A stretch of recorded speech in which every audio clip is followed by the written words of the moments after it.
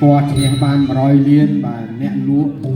បាទ30នាក់ក៏បានម្នាក់1លានរៀលដែរ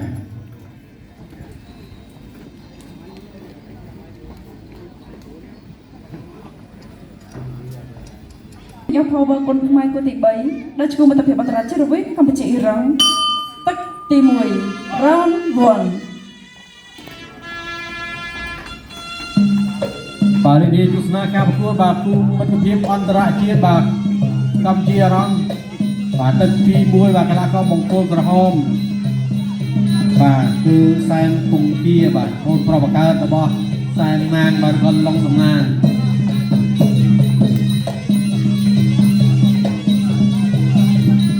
បាទរៀងរើបាទគឺដូចបងប្រុសរបស់ខ្លួនបាទហើយតែខ្ពស់រៀងខ្ពស់ជាងបាទការប្រកួតបាល់ទាំងពីរបាទគឺនឹងធ្វើឡើងចំនួន5ទឹកបាទក៏តែការប្រកួតជាក់ស្ដែងបាទយើងនៅមិនទាន់ដឹងទេបាទថាវាបានពេញ5ទឹកឬក៏យ៉ាងណាបាទតែបើថាឲ្យប្រកួតលើសពី5ទឹកគឺមិនបានទេបាទទាត់មកជើងស្ដាំបាទស្ដាំមកជើងថែមទៀតបាទពី3ជើងស្ដាំបាទទាត់ឆ្វេងវាយឆ្វេងសងមួយបាទពីកីឡាករអ៊ីរ៉ង់បាទដាក់ម្ដាយឆ្វេងទៀតបាទចូលចំពោះបាទម្ដាយរបស់គេក៏មិនជាស្រាលទេប្រហែលដែរបាទគឺធ្ងន់បាទដូចក្រែដែរមកជើងស្ដាំរបស់គង្គាបាទអបមុលហ្វាស៊ីបាទដាក់ម្ដាយឆ្វេងសងទៅវិញមកបាទគង្គាព្យាយាមដើរចូលចូលបោះស្ដាំព្រមគ្នាចូលទៅទៀតហើយអុកកែងមួយក៏តែខុសបាទនិយាយទៅគឺអ្នកទាំងពីរមិនចំណាយទឹកដំពងបាទដើម្បីធ្វើការស៊ីស្គងបាទក៏ដកស្រង់បំសោតអីទេបាទគឺធ្វើការប្រកួតបាទយ៉ាងសស្រាក់សស្រាំតែម្ដងមួយទាត់ស្ដាំមួយទៀតក៏ទាត់សងវិញវាយឆ្វេងទៅមកដើរចូលទាត់មកជើងស្ដាំពីគង្គា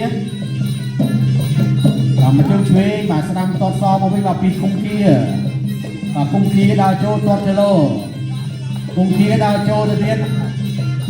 វាយឆ្វេងស្ដាំអាបូហ្វាស៊ីបាទអាបូហ្វាស៊ីបាទដកហួរទៅក្រោយបាទជើងស្ដាំថែម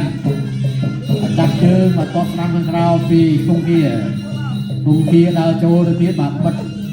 អាបូហ្វាស៊ី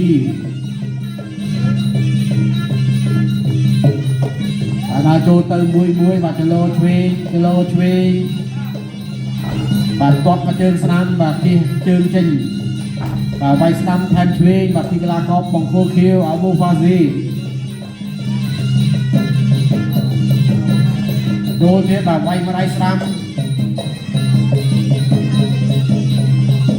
បាទទាត់មកជើងស្ដាំបាទពីគង្គាបាទលោកញ៉ាកដាបាទធ្វើដៃជាសញ្ញានេះពីធ្វើការពិតអស់ពីសមត្ថភាព2 round 2បាទទស្សនាការពុនបន្តបាទទឹកទី2